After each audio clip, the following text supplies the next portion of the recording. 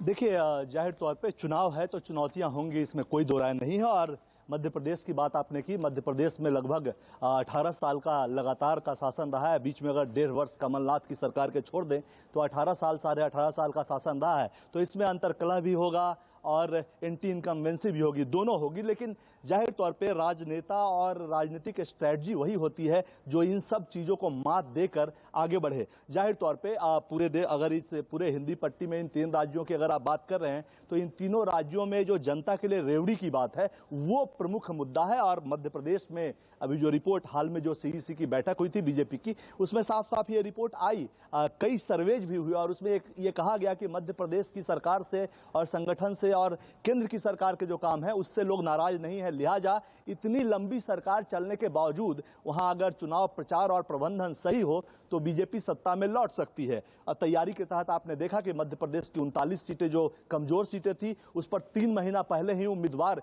घोषित कर दिए गए। यानी चुनावी स्ट्रेटजी यह है कि जो हारी हुई सीटें हैं उसमें से भी अगर कुछ मिल जाए और जीती हुई सीटें बरकरार रहें या उसमें से कुछ नुकसान हो, वहां एंटी इनकम्बेंसी हो और जो हारी सीट है उसमें से कुछ फायदा हो तो फिर मामला बैलेंस हो सकता है। लेकिन यह बात जरूर है कि मध्य प्रदेश में कांग्रेस भी पूरी ताकत लगा रही है। और ऐसे में अगर रेवड़ी पॉलिटिक्स की बात करेंगे तो लाडली योजना जो मध्य प्रदेश सरकार की है उसका जमीन पे असर है। बीजेपी को उससे उम्मीद है। उससे इतर मध्य प्रदेश से अलावा राजस्थान में जो चिरंजीवी योजना चल रही है, न्यूनतम आय की योजना चल रही है कांग्रेस पार्टी की, वो भी जमीन पे है, जमीन पे पहुंची है। और उसका इंपैक्ट है जो कि राजस्थान समझा जा रहा था कि हर बार एक सियासी गणित है वहां का कि इस बार आपकी सरकार होगी तो अगली बार मेरी बारी होगी। तो उस स्थिति में इस बार राजस्थान नहीं दिख रहा है। वहां भी बीजेपी को बहुत आसानी से सत्ता नहीं मिलने वाली, वहां भी कांटे की लड़ाई है। उसी तरह आप छत्तीसगढ़ में जाएं तो वहां न्याय योजना जो है कांग्रेस पार्टी की, यानी कि जो अभी वर्तमान सरकार है उसकी, वो जमीन पे है, उसका भी असर है।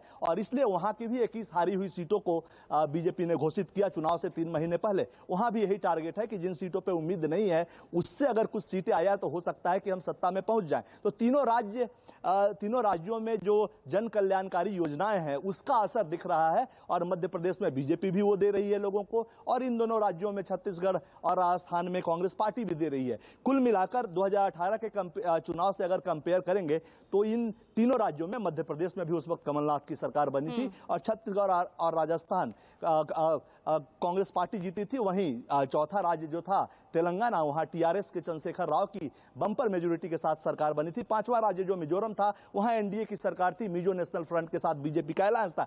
कुल मिलाकर 5 में से सीधे तौर पे किसी भी राज्य में बीजेपी की सरकार उस वक्त नहीं बनी थी 18 में। बाद में मध्य प्रदेश में सत्ता परिवर्तन हुआ जब ज्योतिरादित्य सिंधिया ने पाला बदला। लेकिन मामला यही है कि इस चुनाव को जीतने से क्या अगला चुनाव जीत जाएंगे? कम से कम कांग्रेस के परिप्रेक्ष्य में वो राजनीतिक दलों के अंदर कितनी ताकत है कि अभी अगर आपको 1 साल पहले जीत मिल रही है या 6 महीने पहले विधानसभा में जीत मिल रही है, उस माहौल को आप कितना भुना पाते हैं और अपने कार्यकर्ताओं में और जनता में कितना मैसेज दे पाते हैं। कम से कम पिछली बार 2018 में जो इन राज्यों में चुनाव जीती थी कांग्रेस पार्टी, उसको वो कन्वर्ट करने में कामयाब नहीं हो पाई 2019 में। और प्रधानमंत्री मोदी 303 सीटों के बड़े बहुमत के साथ सत्ता में लौटे थे। अकेला बीजेपी की ये संख्या थी। अगर एनडीए की बात कर ले तो 333 है। बीजेपी की एक और स्ट्रेटजी मैं आपको साफ साफ बताऊं कि सिर्फ चुनाव 2023 का चुनाव, 2024 का चुनाव ही बीजेपी के दिमाग में नहीं है, वो 2029 तक की योजना लेकर चल रही है। और अब जब तमाम बैठ के प्रधानमंत्री नरेंद्र मोदी, अमित शाह, जेपी नड्डा और आरएसएस